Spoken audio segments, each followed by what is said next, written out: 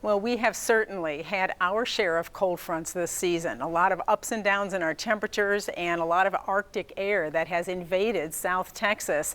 In fact, this season alone, we have had 6 Arctic fronts. That's just the Arctic fronts, and those 3 of them came in January, 3 in February, and they gave us some huge temperature drops, as you can see here. The orange numbers represent just before the front came in, the warmest temperature, and then the blue represents after the front passed, the coldest temperature that Corpus Christi has seen, and this the most recent one here that just came through. Remember a couple days ago we had 91. This morning we were at 34, so these tend to bring some very drastic temperature changes with them, and with that, of course, you know, the cold air, and then of course we've even had a little bit of ice this winter too. The total number of cold fronts in general this winter since October has been 20 fronts so far. This should be the last one for at least a week, but perhaps in March we'll get 1 or 2 more. Last year we did. All right, so what has that done to our temperatures? Well, December was pretty nice. We came in on average 9 degrees above average, a very warm month for December, but as those fronts continue to move their way through, this has been the coldest month, 6 degrees below average.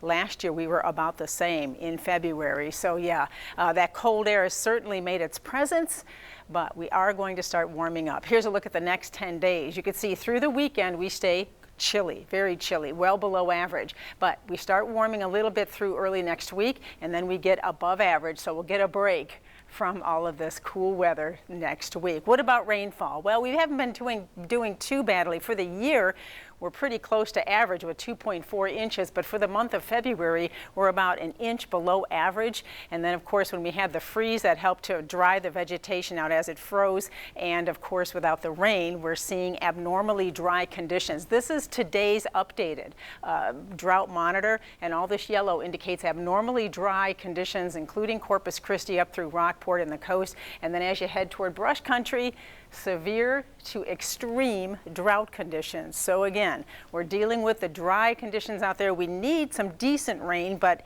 in the next couple of days, there's rain in the forecast. It's just not going to add up to much. The potential rainfall through Sunday is only about a 1/4 inch or less. We'll have on and off very light rain or drizzle at times. It isn't going to add up to a whole lot.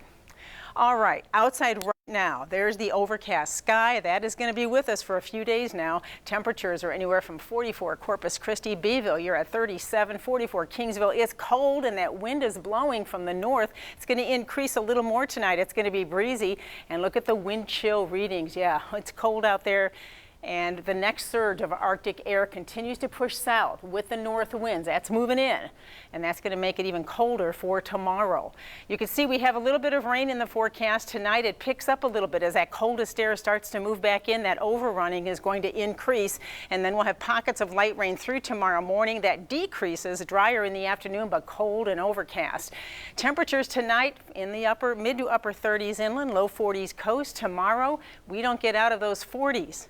In fact, topping out only at 44 Corpus Christi and the coastline in the mid-40s, low 40s inland.